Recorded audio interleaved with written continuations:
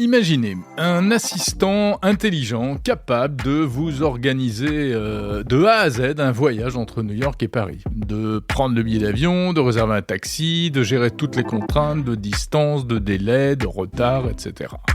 Eh bien, promis, ça existera un jour si on en croit Yann Lequin, chercheur en chef en intelligence artificielle au sein du groupe Meta. C'est là-dessus que travaille Meta depuis plusieurs années et ça fait un moment qu'il dit, Yann Lequin, qu'on aura tous bientôt des petits assistants intelligents qui travailleront pour nous. Mais pour ça, il faut des IA aussi intelligentes que l'humain. Et on est loin d'y être, car selon Yann Lequin, les IA génératives actuelles n'ont rien à envier au cerveau d'un enfant de 4 ans qui est déjà bien au-delà, puisqu'il sait reconnaître en quelques minutes un chat, alors qu'une IA, elle, a besoin de centaines d'heures d'entraînement pour parvenir à ça. Les fameux LLM, les grands modèles de langage, ne traitent que du texte, ou bien des images ou du son transformés en éléments textuels ou numériques, et selon Yann Lequin, ça ne suffit pas, ce n'est pas une bonne voie. C'est pour ça que Meta a choisi une autre approche, basée sur des algorithmes baptisés JEPA qui tentent d'appréhender le monde dans sa globalité. Yann Lequin parle d'une IA guidée par l'objectif, c'est-à-dire qui se concentre sur l'essentiel, vers sa mission sans s'embarrasser des détails.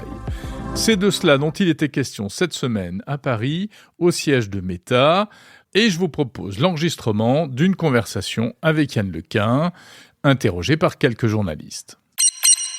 Yann Lequin, comment vous définiriez ce que vous faites chez Meta par rapport à ce que font d'autres? Dans quelle direction vous allez, vous? Quel est votre but en matière d'IA? Alors, il y a déjà des différences dans les modus operandi, c'est-à-dire dans le mode de fonctionnement. À Meta, on pratique la recherche ouverte. Donc déjà, on a un laboratoire de recherche avancé, FAIR, Fundamental AI Research, qui fait la recherche à long terme. C'est pas le cas de tout le monde. C'est le cas de Google, par exemple, c'est le cas de Microsoft. Pas trop d'entreprises plus petites, en fait, qui n'ont pas vraiment les reins financiers assez solides pour faire vraiment de la recherche à long terme. Donc, ils se focalisent plutôt sur des produits et la technologie à court terme. Donc, la possibilité de faire la recherche à long terme, déjà, ça nous caractérise. Ensuite, faire la recherche ouverte, c'est-à-dire en collaboration avec le monde académique, avec d'autres entreprises peut-être plus petites, avec la recherche publique en France, par exemple.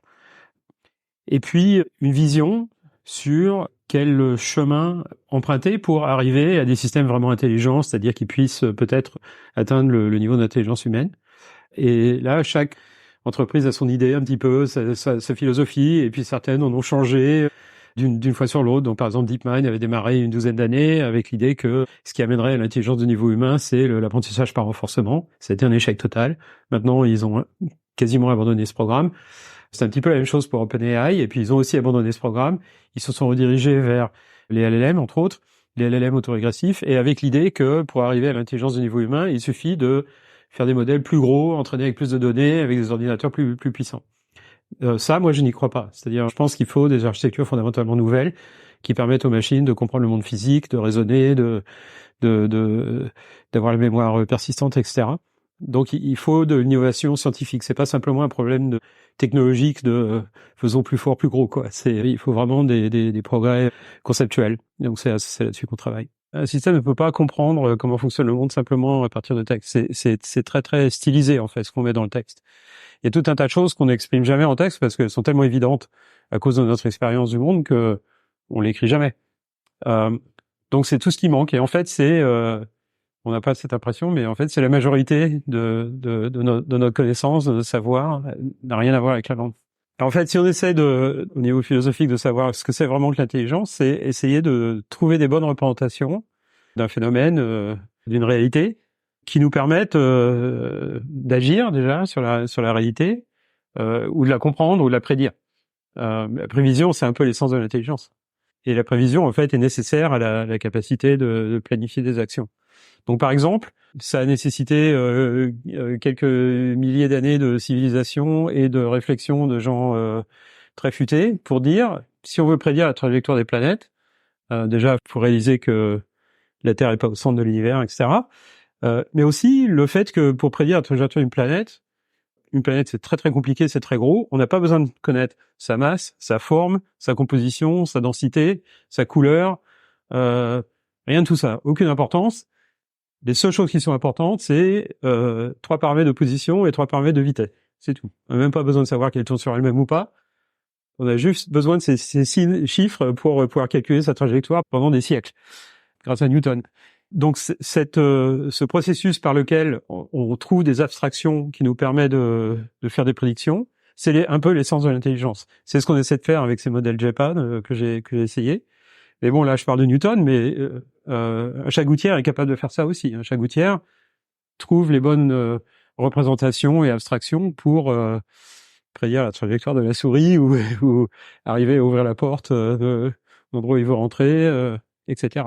Est-ce qu'au niveau donc visuel, les vidéos, est-ce que cette abstraction, c'est pas en fait la vectorisation des images et des vidéos? Peut-être, mais la question c'est comment. Vectorisation et comment. C'est-à-dire, qu'est-ce qui est important pour certaines tâches, la seule chose qui est importante à propos de cette bouteille, c'est peut-être sa forme, son poids, etc., le fait qu'il y a de l'eau dedans. Mais pour d'autres applications, c'est ce qui est écrit dessus, ce qui est beaucoup plus complexe, détaillé, etc. Et puis peut-être la composition du contenu et autres. Donc la question de savoir est-ce que le système d'apprentissage peut trouver une représentation abstraite de la réalité qui contient toute l'information pertinente, mais qui ignore tout ce qui est compliqué, tout ce qui est trop compliqué. Et comment on fait ça? C'est la grosse question un peu conceptuelle. Et puis on a réussi à réduire ça en fait à un algorithme qui marche, ce qui est un peu la première fois en fait. Ça fait pas très longtemps qu'on sait faire ça. Et c'est un processus complètement différent d'essayer de prédire tous les détails. Et ça nous a pris 7-8 ans à dégager ce concept. Hein. C'est pas évident. Et donc vous pensez que les modèles qui sont basés uniquement sur le texte aujourd'hui, en fait, ils font fausse route? Ils font pas fausse route parce qu'ils sont utiles. Donc si on veut faire des applications à court terme, des gens intelligents comme le font les groupes de produits, GenAI, à Meta, c'est très bien. Mais comme chemin vers l'intelligence de niveau humain, c'est une bretelle de sortie qui sort de l'autoroute. C'est un composant intéressant qui va être réutilisé. Mais quand on parle, on a le concept, on a une idée, un modèle mental, enfin une idée qui est représentée quelque part dans le cerveau, dans le cortex préfrontal probablement. Et puis ensuite, on a un processus par lequel on peut traduire cette idée en langage, pour l'exprimer. La partie du cerveau qui fait cette traduction d'une idée en texte, c'est un tout petit morceau de cerveau qui est là, ça s'appelle l'aire de Broca. Si on l'a pas, on peut pas parler, mais on peut quand même penser. On peut pas parler. Un LLM, c'est une aire de Broca. Maintenant, tout ça, on l'a pas reproduit encore. Donc c'est, il faut se méfier en fait. C'est pas parce que une machine peut manipuler la langue qu'elle est nécessairement intelligente. Donc on est un petit peu victime de ça. Hein. C'est l'effet ELIZA, dont vous avez peut-être entendu parler. Est-ce qu'on va développer des relations personnelles avec l'intelligence artificielle, que ça va devenir nos amis? Oui, on établira des relations avec les IA. En fait, c'est un peu le cas déjà parce que on a tendance à anthropomorphiser. C'est un mot français, ça. Oui. des objets, hein, même des voitures, des choses comme ça. Donc c'est évidemment une tendance assez facile, mais à terme, ces systèmes pourront non seulement dialoguer, mais aussi avoir des émotions. C'est quelque chose dont je parle plus beaucoup, mais ces architectures dont je parle, qui sont pilotées par des objectifs, si elles ont des objectifs à remplir, il leur faut la capacité de prédire à l'avance si une séquence d'actions qu'elles vont faire vont remplir cet objectif, même si elle peut pas tout prédire ce qui va se passer. Et ça, c'est très similaire aux émotions pour les animaux et les humains. Bon, par exemple, la peur, c'est une émotion qui est produite par une prédiction de quelque chose de très négatif qui peut se produire, ou un risque que quelque chose de très négatif puisse se produire, par anticipation. C'est beaucoup une anticipation de résultats, les émotions. Il y a les émotions immédiates. Si je vous pince le bras, ça va vous faire mal immédiatement, quoi. Vous n'avez pas besoin de prédire quoi que ce soit. Mais la deuxième fois que je vais essayer de le faire, vous allez reculer parce que votre modèle du monde qui inclut le fait que je pince les gens va vous faire prédire que quelque chose de déplaisant va se produire. Donc là, ça c'est une émotion. C'est pas vraiment la peur, mais un petit peu. Et les machines auront ce genre d'émotion à terme. Pour l'instant, non. Hein. Ouais. Pour l'instant, c'est du pipeau. Et dans combien de temps? Est-ce que c'est juste une question de temps ou il y a déjà des obstacles que vous voyez pas comment vous pourrez les surmonter? Ah ben les obstacles, c'est ceux sur quoi on travaille. Surmonter les obstacles, c'est ceux sur quoi on travaille. Donc oui, on est très familier avec ces obstacles. C'est comme si on était devant une montagne et qu'on essaie de la gravir en ce moment. Hein. Donc oui, on connaît l'obstacle, mais on sait pas combien il y a de montagnes derrière. Donc c'est pour ça en fait que très souvent les gens un peu jeunes ou naïfs ou optimistes ou victimes d'auto-illusion, en général, se disent ah voilà, c'est la dernière montagne, on gravit cette montagne et après, c'est réglé. Le problème est réglé. Et il y a eu ce genre de réflexion dans l'histoire de l'IA depuis 65 ans. Le premier exemple pourrait être les gens dans les années 50, Newell et Simon, les pionniers de l'IA, aussi pris Turing. Un de leurs premiers programmes intelligents s'appelait le GPS, ça veut dire General Problem Solver. Ce que ça voulait dire, c'est qu'ils avaient un programme dont ils pensaient qu'ils pourraient résoudre tous les problèmes. On formule un problème en termes d'optimisation, en fait, de résolution de contraintes, et puis ensuite, il suffit d'avoir un espace de recherche de solutions, et on écrit un algorithme pour rechercher la bonne solution, et puis voilà. Ce qu'ils n'avaient pas réalisé, c'est que tous les problèmes, déjà les problèmes qui sont très difficiles à formuler, mais ceux qu'on arrive à formuler, trouver la solution prend presque toujours un temps exponentiel en fonction de la taille du problème, et donc n'est pas résolu et intractable. Donc ce programme, ces gens-là se sont dit, voilà, ça y est, on peut faire toutes les tâches intelligentes possibles. Oui, sauf que la plupart prendraient l'âge de l'univers à un ordinateur de l'époque, et encore aujourd'hui. Et donc ça a mené à un développement de toute une théorie de la complexité de calcul, etc., qui montre que la plupart des problèmes intéressants, en fait, ont une complexité qui croît exponentiellement avec truc. Donc par exemple, si on veut jouer aux échecs, on peut se dire, bon, quelle est ma chance de gagner si je joue ce coup? Mais bon, je peux jouer une bonne quinzaine de coups différents, donc je suis obligé de calculer cette probabilité de gagner pour les 15 coups. Mais ensuite, l'adversaire va aussi jouer 15 coups. Donc maintenant, le nombre de coups, disons 16. Donc ça fait 16 fois 16, 256.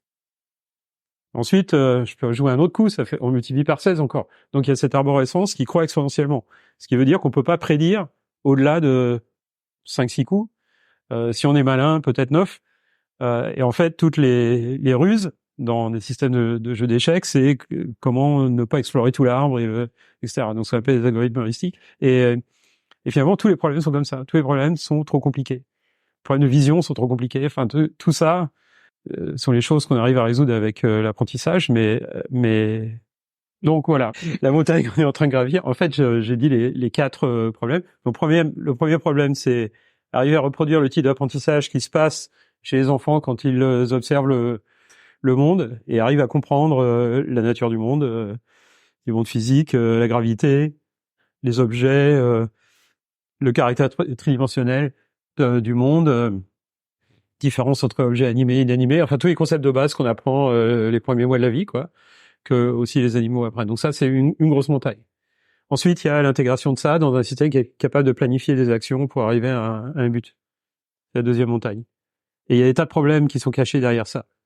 Le fait que, par exemple, si le modèle du monde prédictif est pas exact partout, le système va pas planifier correctement. C'est-à-dire qu'il va se faire une idée de quel va être l'effet des actions qu'il va prendre qui va être fausse. Et donc pas arriver au résultat escompté. Et puis il y a le troisième qui est comment spécifier justement ces fonctions objectifs pour remplir un but particulier, ainsi que les garde-fous. Bon, il y a des tas de problèmes, c'est pas seulement des problèmes techniques et technologiques. Donc des tas de problèmes à régler, c'est un programme de 10 ans. Hein. C'est pas pour demain. Yann Lequin, scientifique en chef en intelligence artificielle chez Meta.